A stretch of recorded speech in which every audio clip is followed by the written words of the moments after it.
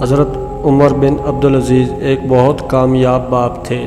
ان کے 11 بیٹے تھے۔ ان کی زندگی بہت غریب تھی کہ بچوں کی ضرورت بھی پوری نہیں ہو سکتی تھی، یہاں تک کہ ان کے بچوں کو کھانے پینے کی چیزیں پوری نہیں ملتی تھی۔ ایک مرتبہ انہوں نے اپنی بیٹی کو بلایا مگر اس کے آنے میں دیر لگی۔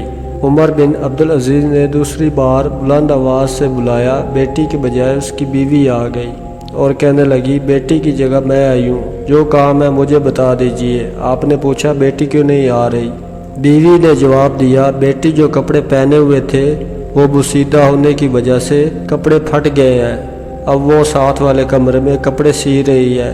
یہ وقت کا خلیفہ ہے جس کی بیٹی کے پاس بدن کے کپڑوں کے علاوہ کوئی اور کپڑا نہیں ہے۔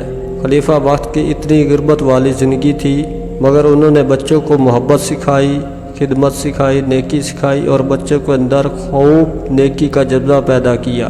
چنانچہ جب عمر بن عبدالعزیز مرض وفات میں تھے، ان کا ایک دوست ملنے کے لیے آیا۔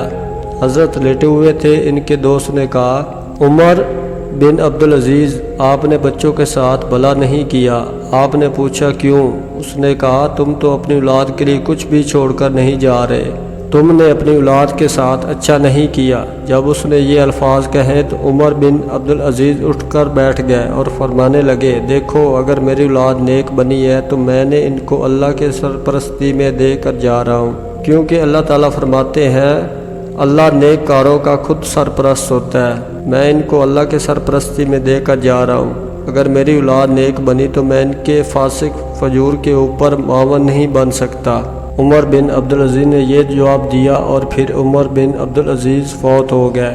اللہ کی شان دیکھے، عمر بن عبدالعزیز کے بعد جو بادشاہ بنا اس کو صوبہ سنبھالنے کے لیے گورنروں کی ضرورت تھی۔ اس نے لوگوں سے مشورہ کیا، مجھے عمر بن عبدالعزیز جیسے ایماندار، دیانتدار اور انصاف کرنے والا اور اتنا وفا دکھانے والا بندہ چاہیے۔ لوگوں نے بادشاہ کو بتایا، تمہیں عمر بن عبدالعزیز جیسا بندہ چاہیے تو ان کا بڑا بیٹا اپنے باپ جیسا ہے، اس کو ساتھ لے لو۔ چنانچہ وہ وقت کے بادشاہ نے عمر بن عبدالعزیز کے پہلے بیٹے کو گورنر بنایا۔ جب وہ گورنر بنا، اس کے باپ نے اس سے محنت کرنا سکھایا تھا، رزق حلال کمانا سکھایا تھا، دیانت و امانت سکھائی تھی۔ اس نے اتنا اچھا کام کیا۔ چند دنوں کے بعد بادشاہ نے اس سے پوچھا کہ تمہارا کوئی اور بھائی بھی ہے؟ گورنر نے بتایا، میرا ایک چھوٹا بھائی بھی ہے، وہ بالکل میری نقل و۔ بادشاہ نے عمر بن عبدالعزیز کے ایک اور بیٹے کے صوبے کا گورنر بنا دیا۔ جب 2 گورنر بنے، انہوں نے اتنا اچھا کام کیا، پھر اس نے بادشاہ نے تیسرے بھائی کو بھی گورنر بنا دیا۔ کتابوں میں لکھا ہے، ایک ایسا وقت بھی آیا کہ عمر بن عبدالعزیز کے 11 بیٹے 11 صوبوں کے ایک ہی وقت میں گورنر بنے ہوئے تھے۔